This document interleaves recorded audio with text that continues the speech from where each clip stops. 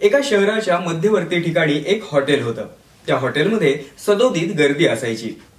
विशेषतः सकाळच्या वेळेला शाळा, कॉलेजेस, ऑफिसेस सुरू होण्याच्या वेळेला अनेक जण तिथं नाश्ता करायला यायचे। त्यामुळे स्वाभाविकच त्यावेळेला तिथे खूप मोठी गर्दी असायची। एक दिवस त्या हॉटेल शेजारी असलेल्या एका कंपनीमध्ये एक तरुण युवक जॉईन झाला।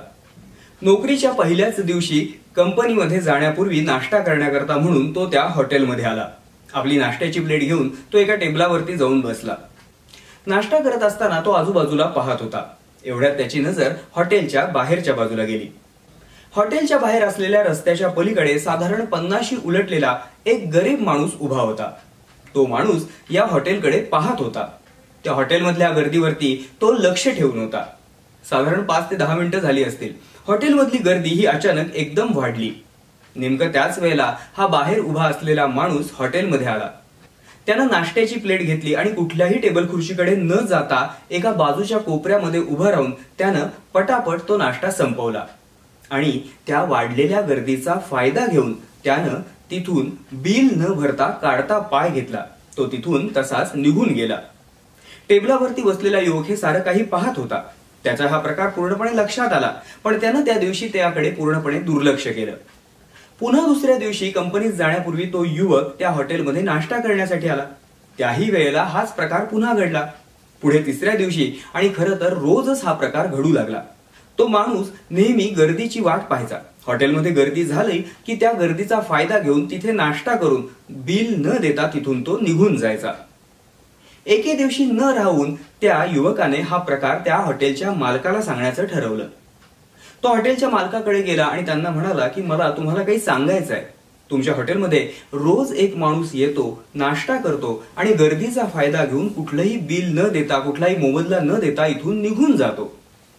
हॉटेलचा मालक शांतपणे हसून त्याला म्हणाला, खरं आहे तुमचं म्हणणं, मला ही गोष्ट माहिती आहे। आता त्या युवकाला मोठं आश्चर्य वाटलं। त्यानं हॉटेलच्या मालकाला विचारलं की तुम्हाला जर हा प्रकार पहिल्यापासून माहिती आहे तर तुम्ही त्या माणसाला काही बोलत का नाही, रागवत का नाही? कदाचित तो माणूस गरीब आहे म्हणून माणुसकीच्या दृष्टिकोनातून तुम्ही असं करत असाल, पण तरी देखील मला हा प्रकार पूर्णपणे चुकीचा वाटतो। यावरती तो हॉटेलचा मालक त्या युवकाला म्हणाला, मित्रा शांत हो, तू जे म्हणतो आहेस ते पूर्णतः नसलं तरी अंशतः खरं आहे। माझ्या या हॉटेलमध्ये दररोज हजारो लोक येतात, त्यामुळे मला प्रचंड नफा मिळतो। तेव्हा एखाद्या गरीब माणसाचं पोट भरण्यासाठी जर मला 20-25 रुपयाचं नुकसान झालं तर काय हरकत आहे, असा मी माणुसकीच्या दृष्टिकोनातून विचार करतो। पण याही पलीकडे अजून एक गोष्ट आहे। मी जसं म्हणलं तसं माझ्या या हॉटेलमध्ये दररोज हजारो लोक येतात, पण ते इथे येण्यापूर्वी किंवा इथून गेल्यानंतर त्यांचा आणि माझा काहीच संबंध नसतो। ते इथे येतात, नाश्ता करतात, त्याच्या बदल्यात मला पैसे देतात आणि इथून निघून जातात। पण हा माणूस दररोज सकाळी इथे येऊन हॉटेलच्या समोर उभा राहतो। गर्दीचा गैरफायदा घेऊन स्वतःचं पोट भरण्यासाठी का होईना, पण या हॉटेलमध्ये नेहमी गर्दी व्हावी असा मनातून विचार करत असतो। कदाचित माझ्या हॉटेलमध्ये कायम गर्दी असावी अशी देवाकडे तो प्रार्थनाही करत असावा, कारण तसं मला त्याच्या चेहऱ्यावरती दिसत असतं। तेव्हा माझं हॉटेल गर्दीने कायम फुलून जाऊ दे असा विचार करणारा, त्यासाठी देवाकडे प्रार्थना करणारा माणूस कुणी असेल तर तो माझा हितचिंतकच आहे। अशा माणसाला मी कशासाठी रागवू आणि कशासाठी ओरडू? तेव्हा जरी उद्या तो माणूस पुन्हा इथे येऊन बिल न देता निघून जात असेल तर तूही त्याला काही बोलू नकोस।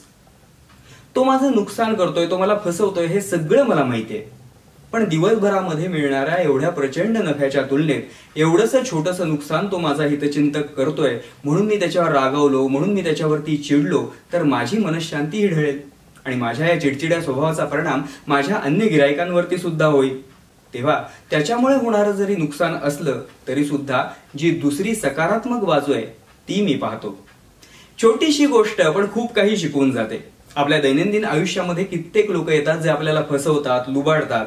त्यांच्याकडे पूर्णपणे दुर्लक्ष करावं असं माझं नक्कीच म्हणणं नाहीये, पण एका ठराविक मर्यादेपर्यंत होणारं नुकसान जर अगदी नगण्य असेल तर त्यावरून चिडचिड करून घेण्यापेक्षा, रागावण्यापेक्षा, त्रास करून घेण्यापेक्षा त्या घटनेची दुसरी काही सकारात्मक बाजू आहे का याचा विचार नक्कीच केला पाहिजे।